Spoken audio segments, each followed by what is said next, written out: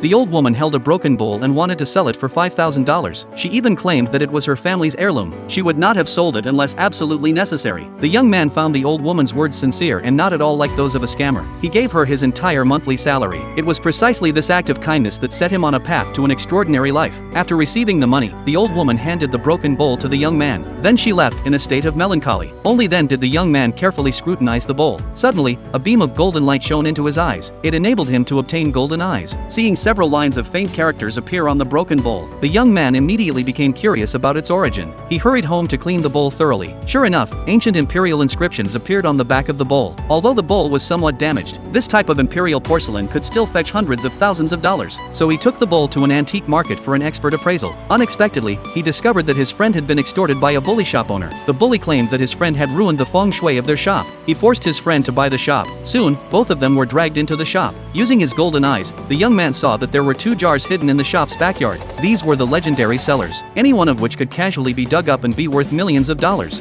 Feigning reluctance, he decided to help his friend by buying the shop. The bully would never have dreamed how foolish his decision that day was. After the group had left, the young man told his friend to come with a shovel after midnight. That night, the 2 of them arrived at the shop's backyard. Once they had pinpointed their target, they began digging, just as the young man had anticipated. Before long, they unearthed 2 jars. To their surprise, they were filled entirely with silver coins. The friend took 1 silver coin, blew on it, and held it to his ear to listen. The pleasant sound confirmed that they were genuine ancient coins. When they discovered that the coins were minted by the Qing imperial family, they immediately became ecstatic, because these coins could now be sold for $10,000 each. After counting, the 2 found that each jar contained 108 silver coins. Altogether, they were worth $2.16 million.